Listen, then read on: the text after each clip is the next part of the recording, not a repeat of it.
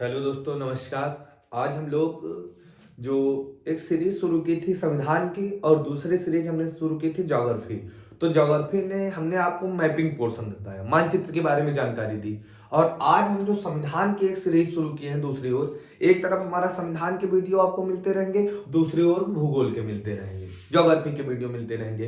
तो आज जो है, आज की जो श्रृंखला चल रही प्रारंभ की है वो संविधान की। कौन सी भैया? संविधान की। तो संविधान में जो हमने पीछे पढ़ा, जैसे हमारा पहला वीडियो जो आया और इतना सारा प्यार आप लोगों ने सहयोग दिया, वाकई आप लोगों का बहुत बहुत धन्यवाद। उसी कड़ी में हम लोग देखते हैं आज आगे की श्रृंखला। ठीक है ना? अब थोड़ा सा समझ रहा, जैसे हमने कहा भारतीय संविधान की जब चर्चा करते हैं तो भारतीय संविधान के बारे में बात की जाए तो हमने उस दिन में बताया था कि भारतीय संविधान में 395 अनुच्छेद है और भैया वर्तमान में कितने भाग हैं? 12। जैसे बात किया अनुसूचियां कितनी है? 12। और भाग की जब चर्चा करते हैं कितने भाग है, तो भाग कितने हैं? 22। कितने हैं? 22। तो भैया भारतीय संविधान में कितने अनुच्छेद हैं? 395। और अनुसूचियां कितनी है? 12। और भाग कितने हैं? 22। कितने हैं? 22 है। थोड़ी सी बात और गंभीरता से समझो। यूपी पुलिस का पेपर हुआ भैया, और यूपी पुलिस के पेपर में सिपाही पेपर रहा। ठीक है ना? सिपाही के पेपर में आया कि संविधान में कितने भाग होते हैं, कितने भाग होते हैं, और ऑप्शन में भैया 22 नहीं था, और वहां ऑप्शन क्या सही माना गया? 25। क्या माना गया? 25। तो आप थोड़ी सी बात को समझना, आगे हम आपको बताते भी रहेंगे कैसे 25 सही होंगे। तो भैया आप हमेशा याद रखो, जब ऑप्शन में 22 ना हो तो सही क्या होगा? 25। क्या सही हो जाएगा? 25। और भैया 22 और 25 दोनों ऑप्शन में हो तो सही क्या हो जाएगा? 22। क्या हो जाएगा? 22। तो आज का हमारा जो टॉपिक है उसका नाम क्या है? ये क्या है? संविधान के भाग। संविधान के भाग। तो आज का हमारा जो टॉपिक होगा इसका नाम क्या होगा? संविधान के भाग। तो संविधान के भागों की चर्चा करते हैं बच्चा, कि संविधान के भागों की चर्चा करेंगे तो संविधान में भाग कितने हैं? 22। कितने हैं? 22। और देखो भैया, इन्हीं 22 भागों के बारे में आज हम चर्चा करते हैं। इसी के बाद फिर सीधा अनुच्छेदों में प्रवेश कर जाएंगे। तो सबसे पहली बात की जाए भाग 1 के बारे में। भाग 1। भाग 1 में क्या कहा गया? भाषा समझना। भाग 1 में कहा गया है संघ एवं उसके राज्य क्षेत्र।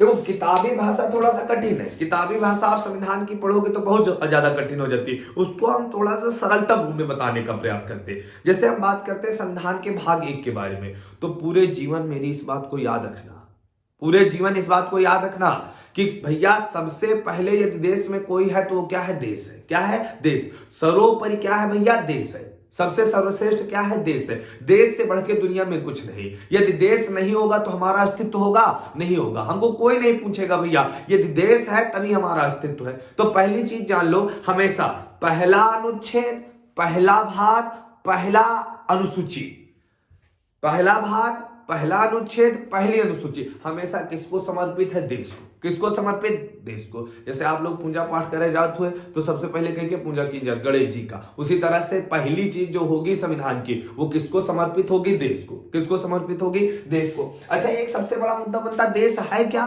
कोई आपसे पूछ ले भारत का है, मान लो आपको कोई स्टेशन पर जाके मिल जाए। अब हम बात करते हैं, हम उन्नाव के रहने वाले हैं। अब उन्नाव की बात करें, उन्नाव में मान लो गदनखेड़ा बाईपास के पास को खड़ा है भैया, और आपसे पूछ रहा कि भारत जाना है, भारत जाना है, तो आप क्या बताओगे? कहां है भारत? तो हमेशा याद रखो, भारत है क्या? कोई आपसे पूछे तो एक लाइन में बताने का प्रयास करो, भारत क्या है? तो भैया भारत क्या है? 28+8। भारत क्या है? भारत किसी व्यक्ति का नाम नहीं है। भारत क्या है? 28+8 है। जहां पर 28 राज्य और 8 केंद्र शासित प्रदेश है, यही सब मिल जाते हैं आपस में, तो निर्माण किसका होता है? भारत का। किसका होता है? भारत का निर्माण होता है। भारत क्या है? तो 28+8 ही क्या है? भारत। और इसको हम लोग पढ़ते हैं 28 राज्य है और 8 केंद्र शासित प्रदेश। तो भारत में वर्तमान में राज्यों की संख्या कितनी है? 28, और केंद्र शासित कितने हैं? 8। जहां जहां 28 राज्यों की सीमाएं होंगी, जहां जहां 8 राज्यों केंद्र शासित राज्यों की सीमाएं होंगी, वही पूरा क्या है? भारत। वही क्या है? भारत। बोलो कंप्लीट हुआ कि नहीं हुआ? तो आपसे कोई पूछेगा भारत कहां है, तो पहले के 2-4 कंटा फूंक दो भैया, है ना? कंटा जब फूंक दो तो वो पूछेगा काहे मारे, तो आप बता दो भैया सीधा सीधा कि आप कहां पर खड़े हो? भारत में ही खड़े हो। तो सब कुछ क्या है भैया? भारत। मतलब जहां पर 28+8 होगा वही क्या होगा? भारत होगा। भाई कंप्लीट हो गया होगा। और इसी को हम लोग किताबी भाषा जो लिखे वो क्या लिखी है?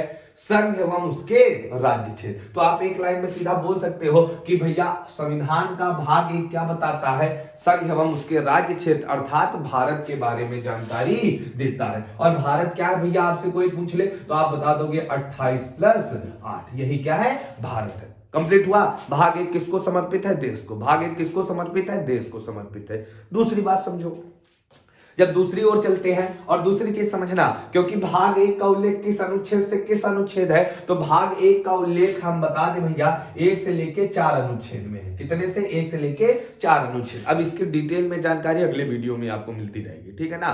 तो भाग 1 किसको समर्पित है, देश को। अब बात करते हैं भाग 2 के बारे में। किसके बारे में बात करते हैं, भाग 2।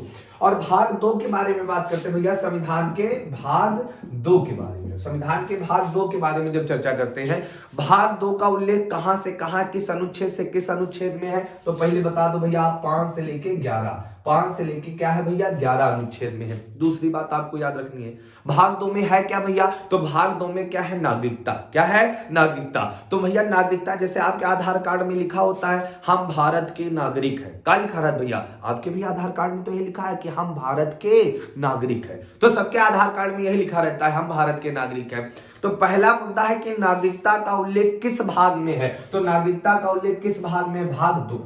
बच्चा भाग 2 का उल्लेख सबसे पहले हम आपको बता दें कि भाग 2 जो है वो कहां से कहां तक है, तो 5 से लेके 11, 5 से लेके 11 क्या है भैया, अनुच्छेद 5 से लेके 11 तक क्या है, भाग 2 है। और भाग 2 में क्या है भैया, नागरिकता। क्या है, नागरिकता। अब बात करें भैया यूपी पुलिस का पेपर हुआ था, पुलिस में ये क्वेश्चन आया था और यूपी टेट में भी आया है क्वेश्चन, डायरेक्ट आया था कि नागरिकता का उल्लेख किस भाग में है, 2, और नागरिकता का उल्लेख किस अनुच्छेद में है, तो 5 से 11। नागरिकता का उल्लेख कहां से कहां है, 5 से 11, और किस भाग में, भाग 2 में। अब थोड़ी सी मेरी बात को समझना कि नागरिकता होती क्या है। जैसे आपको पता है कि संपूर्ण भारत में नागरिकता कैसी है, एकल। कैसी है, एकल। संपूर्ण भारत में नागरिकता कैसी है भैया, एकल। संपूर्ण भारत में नागरिकता कैसी है, एकल। अब एकल का मतलब क्या हुआ, समझना। अभी तक जैसे जब तक धारा 370 नहीं हटती थी, जब हम लोग क्लासों में पढ़ाते थे भैया, क्लास में पढ़ाते थे तो हम बताते थे कि भैया पूरे भारत में नागरिकता एकल है, पूरे भारत में नागरिकता एकल है, लेकिन अपवाद बताते थे जम्मू कश्मीर। जम्मू कश्मीर में कैसी है, दोहरी। देखो बच्चा, दोहरी और एकल नागरिकता क्या होती है, इसको समझो, हम समझाने का प्रयास करते हैं।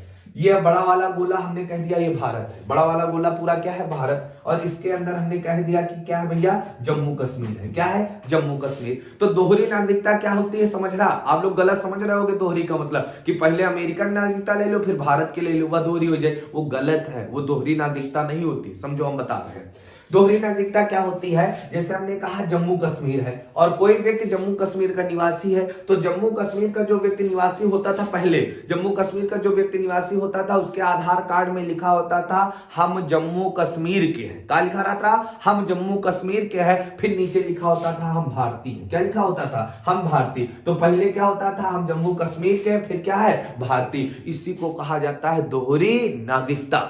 मतलब एक नागरिकता राज्य की लो और फिर एक नागरिकता कहां की लो, देश की लो। इसी को क्या बोलते हैं, दोहरी नागरिकता। लेकिन धारा 370 हट गई, तब से पूरे भारत में क्या हो गया, अब जम्मू कश्मीर वाले जो लोग हैं ना भैया, जो जम्मू कश्मीर में रहे वाले लोग हैं, ठीक, उनके आधार कार्ड में भी क्या लिखा होगा, केवल हम भारतीय हैं। अच्छा, क्या आपके आधार कार्ड में लिखा है हम यूपी वाले हैं, हम एमपी वाले, हम बिहारी हैं? ये कौन लिखा है, कहीं नहीं लिखा है भैया। सीधा सीधा लिखा है कि हम क्या है, भारतीय हैं। वो किसी भी राज्य का व्यक्ति हो, सबके आधार कार्ड में क्या लिखा है, हम भारतीय हैं। तो एकल का मतलब समझ पाए ना। संपूर्ण भारत में कैसी नागरिकता है, एकल। संपूर्ण भारत में कैसी नागरिकता है, एकल। नागरिकता का उल्लेख किस भाग में है, 2, और नागरिकता कैसी है, एकल। किस अनुच्छेद में है, 5 से 11। संपूर्ण हुआ कि नहीं हुआ। तो नागरिकता का उल्लेख किस भाग में होगा, 2 में होगा भैया। नागरिकता को उल्लेख किस भाग में होगा, 2 में। अब इसमें डिटेल चर्चा हम आगे करेंगे, ठीक है ना, डिटेल चर्चा आगे करेंगे। आप केवल यहां से भागों के बारे में समझो। अब चलते हैं भाग 3। भाग 3 के बारे में चर्चा करते बच्चा। और भाग 3 के बारे में जब चर्चा करते हैं कि भाग 3 क्या कहता है भैया, भाग 3 क्या कहता है समझना। हम इधर भी लिखे दे रहे हैं, उधर साफ साफ लिखा है भाई, इधर एकदम साफ साफ क्लियर लिखा हुआ, इधर हम थोड़ा सा लिख रहे हैं, ठीक है ना। भाग 3 के बारे में बात करते हैं। भाग 3 को कहा जाता है संविधान का मैग्ना कार्टा। क्या कहा जाता है, संविधान का मैग्ना कार्टा कहा जाता है। और भाग 3 की बात की जाए तो भाग 3 में क्या है, मूल अधिकार। क्या है, मूल अधिकार। मूल अधिकार है भैया। तो मूल अधिकार किस भाग में है, भाग 3 में। मूल अधिकार किस भाग में है? भाग 3 में है। और मूल अधिकारों को उल्लेख किस अनुच्छेद में है भैया? तो ये 12 से लेके 35 है, 12 से लेके 35 है। अच्छा, कहीं कहीं के मिल जाता है भैया कि मूल अधिकार को मूल, जैसे बात की जाए मूल, देखो मूल अधिकार भी इसको बोल देते हैं और इसी को मौलिक अधिकार बोलते हैं, चाहे मूल का है और चाहे मौलिक का है। मूल का मतलब होता है जैसे आप पैदा हुए, जैसे भारत पर पैदा हुए, क्या एहसान तो कर ही रहे हो ना हमारे ऊपर, आप और अपने घर वालों के ऊपर, सबके ऊपर एहसान कर रहे हो। जैसे हम बात करते हैं भैया कि मूल अधिकार क्या है, तो जैसे आप पैदा हुए और पैदा होते ही आपको अधिकार मिल जाए, पैदा होते जो अधिकार मिल जाते हैं वही क्या होते हैं? मूल अधिकार होते हैं। क्या होते हैं? मूल अधिकार होते हैं। जैसे कोई व्यक्ति हमको 4 घंटा पाए मार दे, जैसे आपके पास हम आए और तुरंत 4 घंटा मार दिया भैया, तो जब 4 घंटा मार देंगे तो भैया हमने किस लिए मारा है आपको, ये पूछने का आपके पास क्या है? अधिकार। तो वही सारे अधिकार जो होते हैं उनको क्या बोलते हैं? मूल अधिकार। क्या बोलते हैं? मूल अधिकार। और मूल अधिकार का दूसरा नाम क्या होता है? मौलिक अधिकार। क्या होता है? मौलिक अधिकार। तो मूल या मौलिक अधिकार किस भाग में है? 3। और कहां से कहां है? 12 से 35। तो यहां से बड़ा अच्छा क्वेश्चन आता है, क्या मूल अधिकार कोर्ट में चैलेंज किए जा सकते हैं? जैसे हमका कहू आवे और 4-6 घंटा भौंक दे जाए भैया, 4-6 घंटा भौंक दे जाए, तो भैया क्या हम उसके खिलाफ कोर्ट जा सकते हैं कि नहीं जा सकते? बिल्कुल जा सकते हो। तो मूल अधिकार न्यायालय में चैलेंज किए जा सकते हैं, अर्थात मूल अधिकार वाद योग्य है। मूल अधिकार क्या है? वाद योग्य है। इतनी बात कंप्लीट हुई। अब मूल अधिकारों की चर्चा हम एक वीडियो में पूरा करेंगे, ठीक है ना। फिलहाल यहाँ पर इतनी चर्चा करो कि भाग 3 में क्या है? मूल अधिकार। और मूल अधिकारों का दूसरा नाम क्या है? मौलिक अधिकार। किस अनुच्छेद में है? 12 से 35 है, ठीक है ना।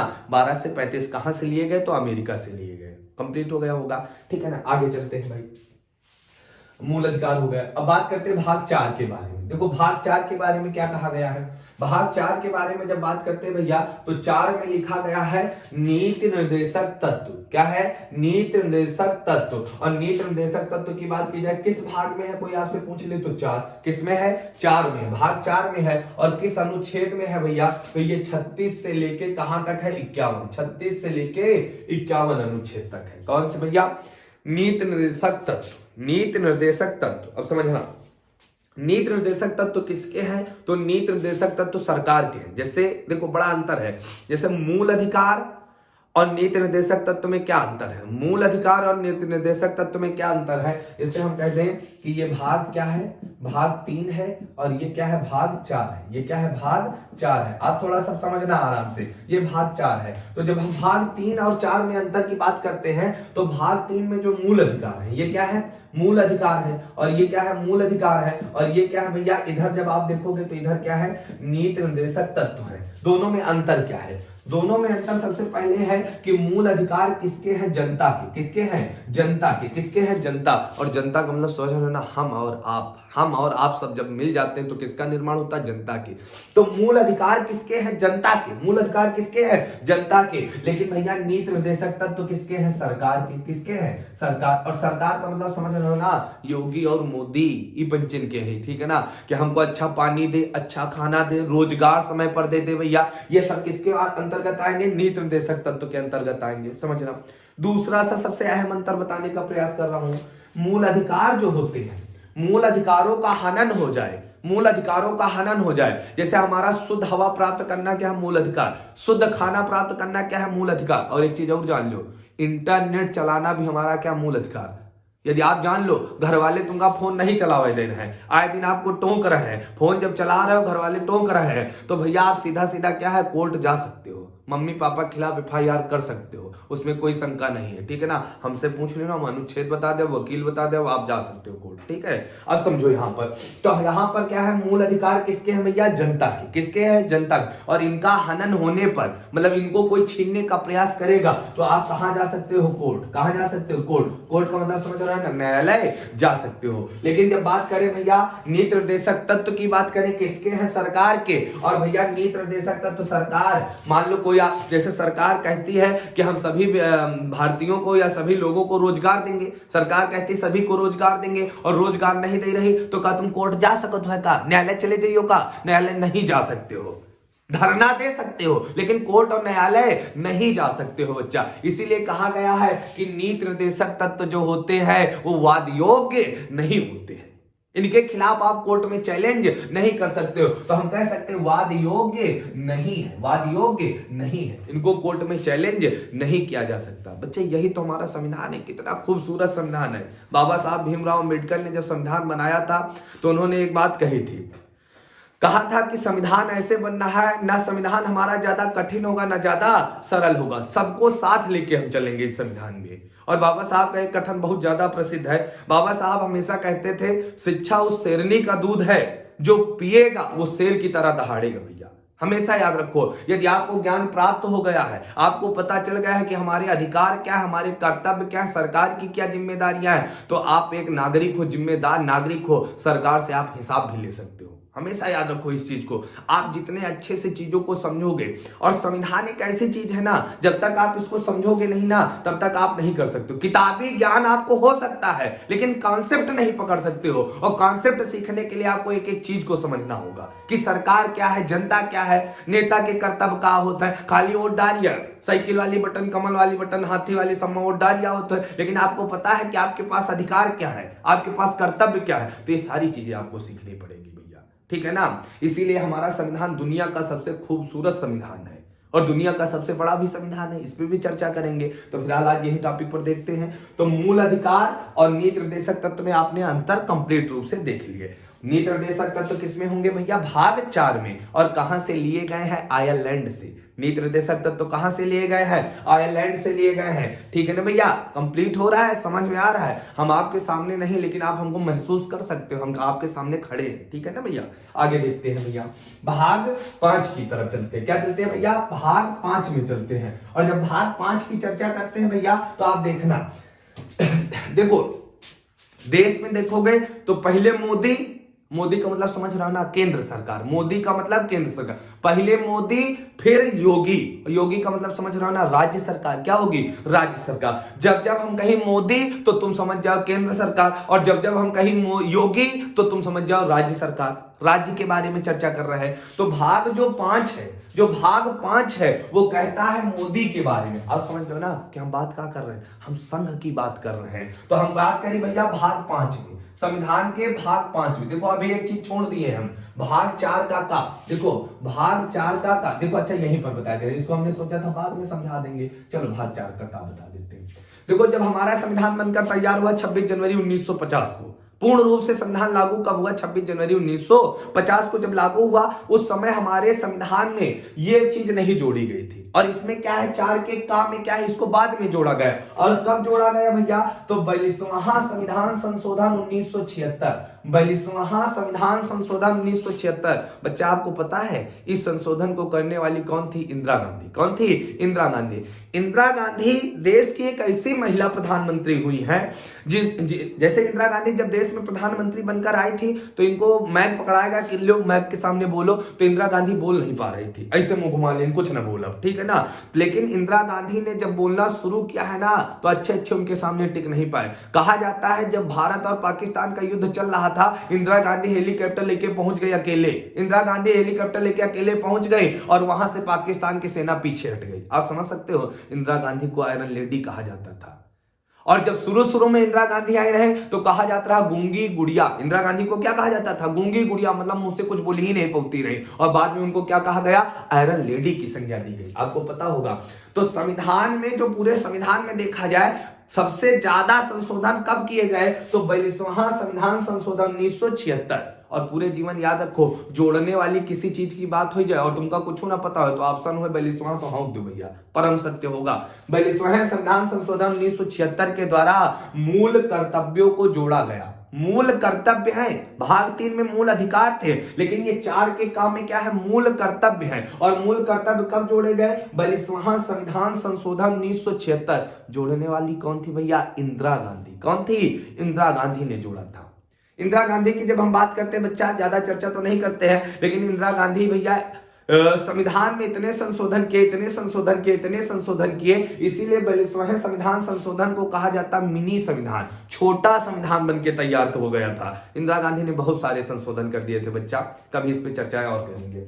तो भाग 4 के काम में क्या मूल क्या है, कर्तव्य है। देखो अधिकार अलग होता, अधिकार हमारा है, कोई अधिकार छीनने का तो हम कोर्ट चले जाएंगे। कर्तव्य क्या, हमको पालन करना। जैसे हमारा कर्तव्य है राष्ट्रीय ध्वज का सम्मान करना, राष्ट्रीय ध्वज का सम्मान करना क्या है हमारा कर्तव्य। और नहीं कहो कर रहे तो कहो कुछ कर ले का, राष्ट्रीय ध्वज का तुम नहीं सम्मान करो, राष्ट्रगान हो ही रहा, तुम खड़े होकर नहीं इस तरह से भैया कर रहे हो राष्ट्रगान, तो कोई तुम्हारा कुछ कर नहीं सकता। लेकिन ये आपका क्या है, कर्तव्य। क्या है, कर्तव्य। वृक्षों की रक्षा करना आपका क्या कर्तव्य, पर्यावरण को साफ सुथरा रखना आपका क्या है, कर्तव्य। अब पूरा दिन हारन बजावत रहो, कुछ कर सकता का, कोई कुछ नहीं कर सकता है ना। क्योंकि मनुष्य क्या है, बैल है। और बैल क्या होता है भैया, समझदार थोड़ी होता। मनुष्य एक बैल प्राणी है, वो नियमों के अकॉर्डिंग नहीं चलेगा, नियमों का पालन नहीं करेगा। तो भैया कर्तव्य है। और भैया अभी मंडी परिषद का पेपर हुआ था उत्तर प्रदेश में, पूछा गया था कि मूल कर्तव्यों की संख्या कितनी है, 11। जब जोड़े गए थे तो इनकी संख्या कितनी थी भैया, 10 थी। और आज कितनी हो गई, 11। तो मूल कर्तव्य का उल्लेख किसमें है, भाग 4 के काम में। और पूछ लिया जाए कि मूल कर्तव्य कहां से लिए गए, तो सोवियत संघ रूस से लिए गए। और मूल कर्तव्य कहां से लिए गए, सोवियत संघ रूस से। और अब क्या हो गया, उसी सोवियत संघ रूस का नाम क्या हो गया, रूस। क्या हो गया, रूस। उसकी भी कहानी है, 15 भागों में टूटा था, कभी सुनाएंगे, ठीक है ना। और आगे चलते हैं भाई। तो 4 का कंप्लीट हो गया होगा। आगे बताते बच्चा 5। और हमने कहा, हम मोदी कहा तुम कहा समझियो केंद्र, तुम कहा समझियो केंद्र। हम योगी कहा तुम कहा समझियो राज्य, कहा समझियो राज्य समझियो। तो भाग जो 5 है, भाग क्या है बच्चा, 5। अब देखो भाग 5, भाग 5 की जब बात करते लिखा है संघ की बात। और संघ का मतलब समझ रहे हो ना, का मोदी। हम मोदी कहा तुम कहा समझियो संघ। तो मोदी की घर की बातें किस भाग में होंगी, 5। कहा होंगी, 5। अब देखो मोदी जी की बात करें तो मोदी जी के लेवल के जितने नेता होंगे, जितने लोग होंगे, उन सबकी बातें कहा होंगी, भाग 5 में। जैसे राष्ट्रपति का उल्लेख कहां होगा, भाग 5 में। प्रधानमंत्री का उल्लेख कहां होगा, भाग 5 में। सांसदों का उल्लेख कहां होगा, भाग 5 में। हमारे यहाँ जो साक्षी महाराज, इनका भी उल्लेख कहां पर होगा, भाग 5 में होगा, है ना। बहुत बढ़िया सांसद है, ठीक है ना, बहुत रोजगार दिए सबको। भाग 5 में होगा, कहां होगा, भाग 5 में होगा। तो भैया जितने मोदी लेवल के जितने लोग हुए हैं, राजनाथ, अमित शाह, सबका उल्लेख कहां पर, भाग 5 में होगा। गृह मंत्रालय ये जो होगा, रक्षा मंत्रालय, ये सब कहां आ जाएगा, भाग 5 में। तो मोदी लेवल के जितने आदमी होंगे सब कहां होंगे, भाग 5 में। कहां होंगे, भाग 5 में होंगे। लेकिन हम बात करेंगे आगे चलते, भाग 5 कंप्लीट हो गया। अब बात करते हैं भाग 6। क्या बात करते हैं, भाग 6। और भाग 6 में क्या है भैया, योगी। मोदी के नीचे को है योगी, है ना। अब बात करें तो भैया भाग 6 में क्या होगा, राज्य की बात। जब हमने कहा, हम कहें योगी तो तुम कहा समझियो राज्य। तो भैया राज्य की बात कहां पर है, भाग 6। राज्य की बातें कहां पर होंगी, भाग 6 में होंगी। और राज्य की जब बात करते हैं तो राज्य में योगी लेवल का को है। जैसे राज्यपाल का उल्लेख किस भाग में होगा, 6।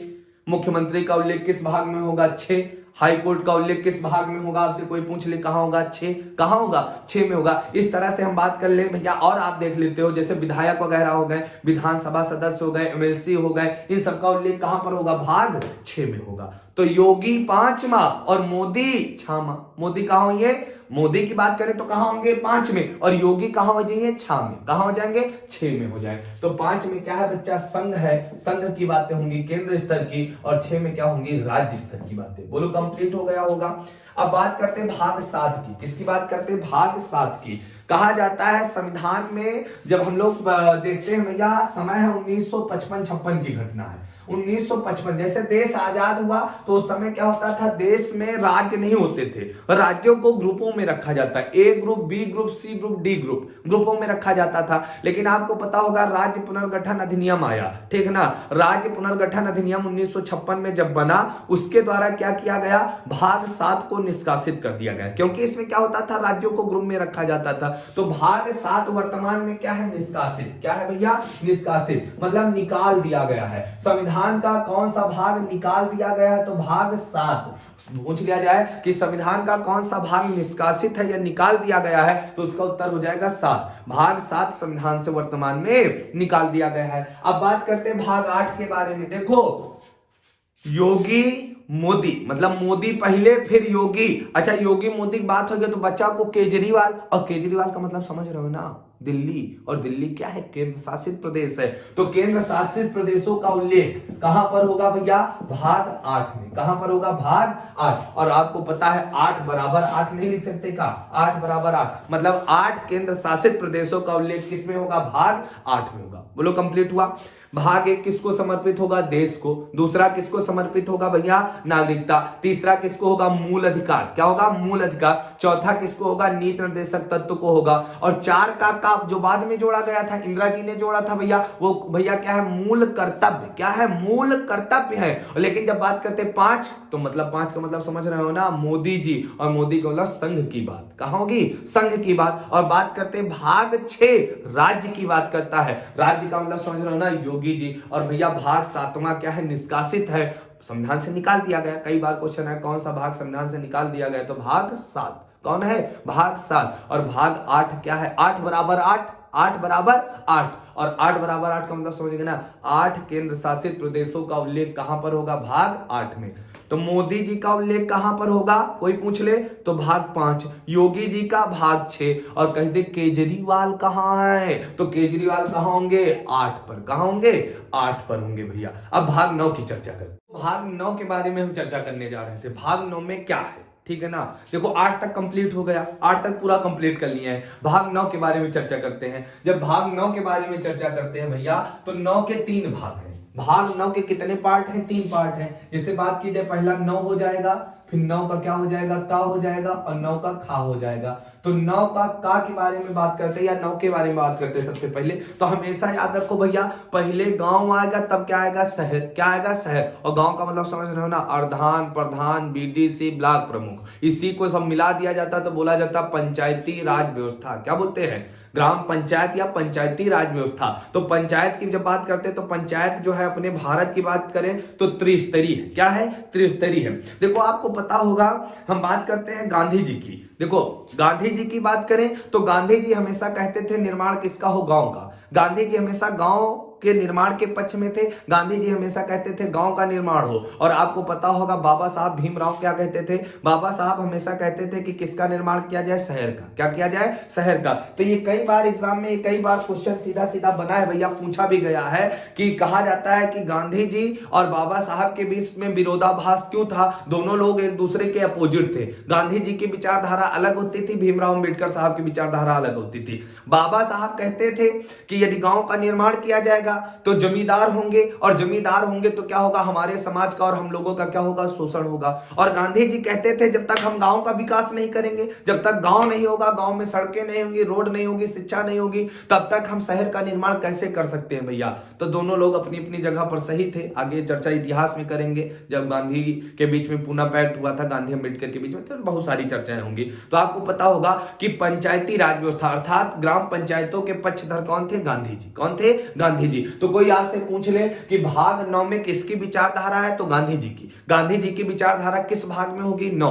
तो ग्राम पंचायतों का उल्लेख या पंचायती राज व्यवस्था का उल्लेख कहां पर होगा? तो आपसे कोई पूछ ले कहां पर होगा? भाग 9 पर होगा। लेकिन भैया पहले गांव फिर क्या आएगा? शहर। तो भैया 9 के बाद 9 का काम में क्या है? नगर पालिका। क्या है? नगर पालिका। और नगर पालिका का उल्लेख कहां होगा? 9 के काम में होगा। कहां होगा? 9 के काम में। और अच्छा आपने देखा होगा, आए दिन आपने सुना भी होगा, एक होती सहकारी बैंकें। सुने हो ना? कई सारे लोग मिलके एक बैंक का निर्माण कर देते हैं, तो उसी को बोलते हैं सहकारी समिति। का उल्लेख किस भाग में है? तो 9 के खा में। कहा है? 9 के खा। तो 9 के कितने भाग हैं? 3। 9 के कितने भाग होंगे? 3। पहले गांव, फिर शहर, फिर सहकारी समितियां। तो 9 में क्या हो जाए भैया? ग्राम पंचायत। क्या हो जाएगी? ग्राम पंचायत। इसी को पंचायती राज व्यवस्था बोलेंगे। 9 के खा में क्या हो जाएगा? सहकारी समितियां। क्या हो जाएंगी? 9 के खा में सहकारी समितियां। 9 के का में क्या होगा? नगर पालिका। और 9 में क्या होगा? पंचायती राज। क्या होगा? पंचायती राज। अब इस पे चर्चा बहुत डिटेल में करेंगे कि भारत में पंचायती राज व्यवस्था के कितने स्तर है? 3 स्तर है। किस समिति की सिफारिश पर लाई गई? बलवंत राय मेहता, है ना? बहुत वाइल्ड टाइप का आदमी रहा बलवंत राय मेहता। और इनका संबंध कहां से? गुजरात से। बहुत चर्चाएं होंगी, परेशान ना हो बच्चा। आगे देखते हैं। तो आपको भाग 9 कंप्लीट हो गया होगा।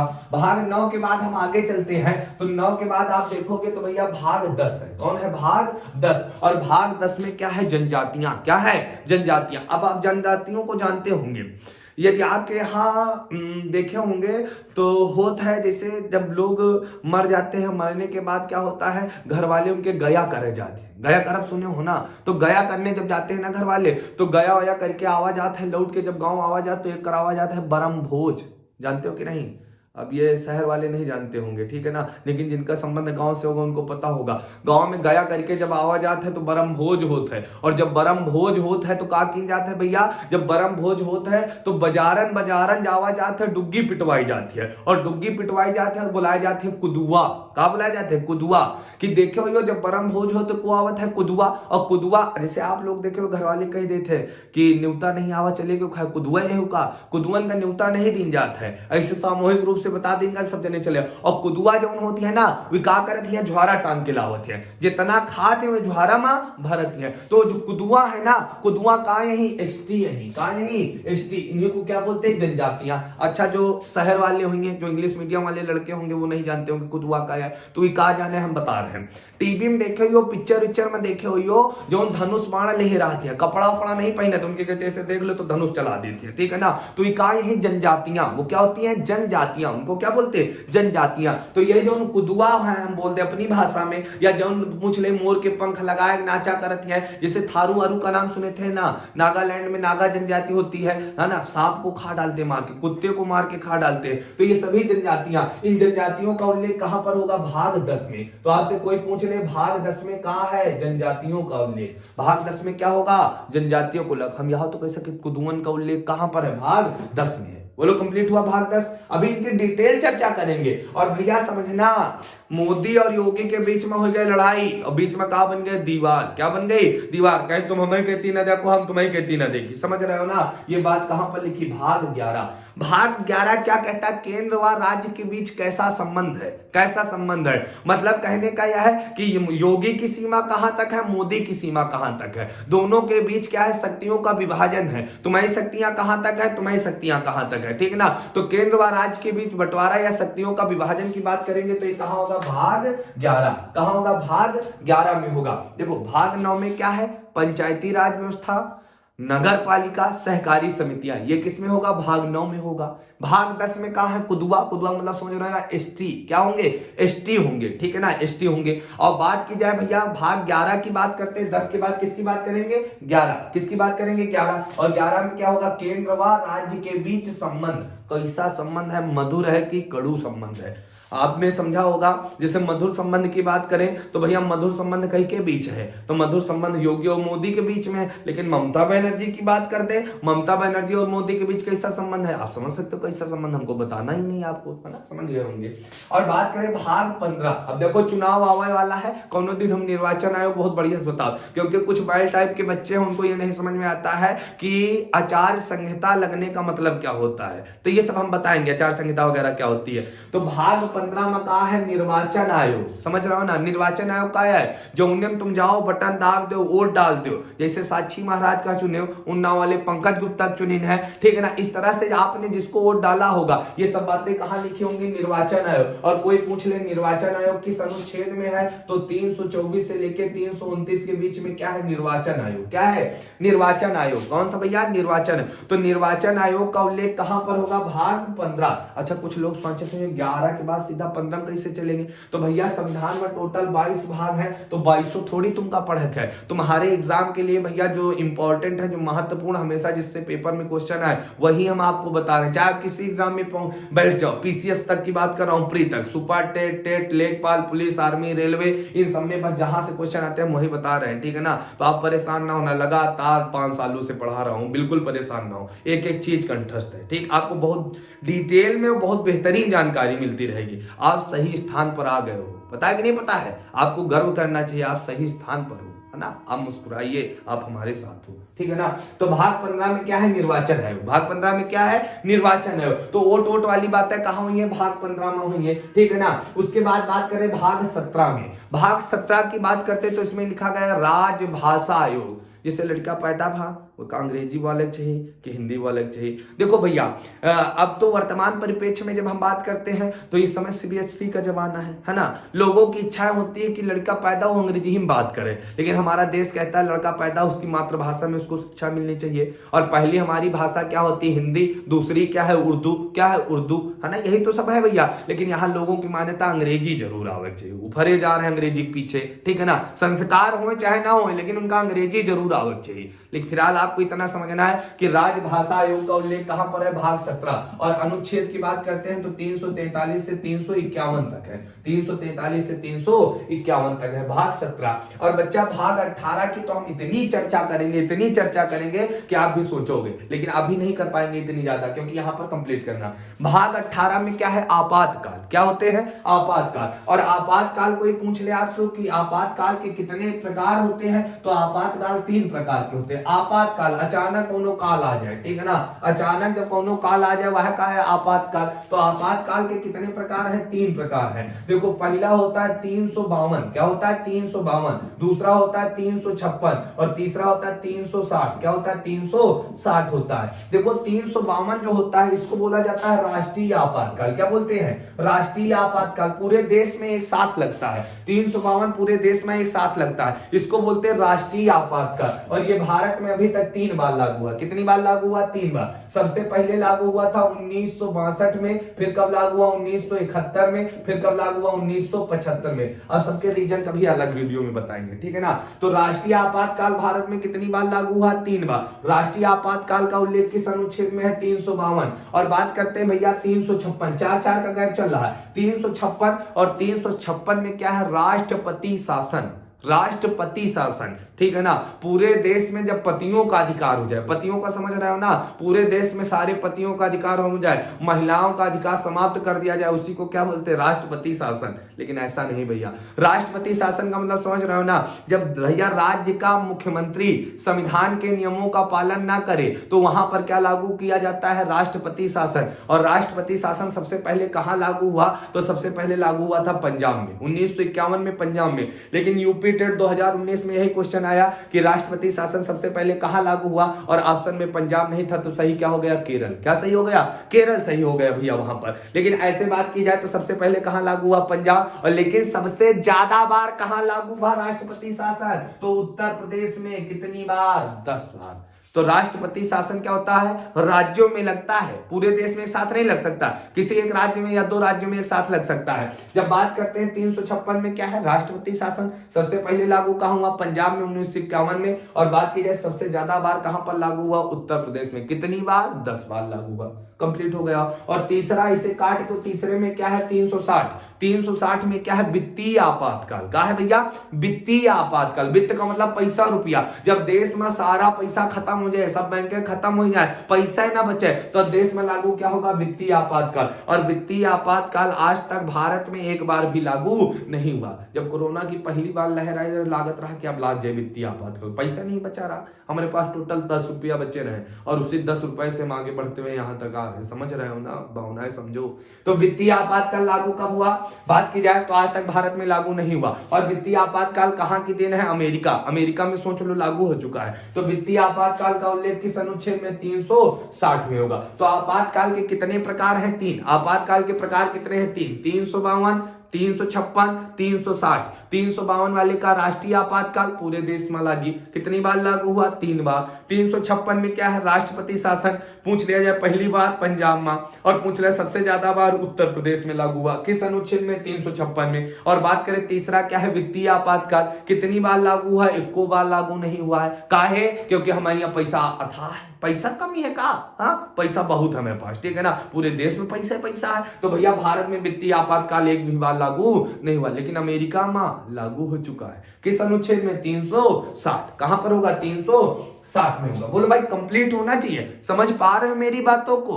हम सामने नहीं है, लेकिन आप हमको महसूस कर लो। हम आपके सामने खड़े होकर पढ़ा रहे हैं, हम महसूस करो, ठीक है ना। भाग 20 की बात करते हैं। भाग 20 की जब चर्चा करते हैं तो भाग 20 में क्या है? संविधान संशोधन। क्या है? संविधान संशोधन। और संविधान संशोधन की बात की जाए किस अनुच्छेद के द्वारा होता है? तो 368 के द्वारा क्या होता है? संविधान संशोधन। और संविधान संशोधन का अधिकार कहां से लिया गया? दक्षिण अफ्रीका से। और अफ्रीका के लोग कैसे होते, करिया, कैसे होते हैं, करिया होते हैं। क्लियर हुआ कि नहीं? तो संविधान में जो संशोधन होता है किसके द्वारा होता है, भाग 20 के द्वारा होता है। तो इस तरह से हमने संविधान के सभी भागों को कंप्लीट कर लिया है। तो आप लोग इसको कई बार देख सकते हो और आपके समझ में पूरा आ जाएगा। अगली श्रृंखला में हम कल मिलते हैं। धन्यवाद।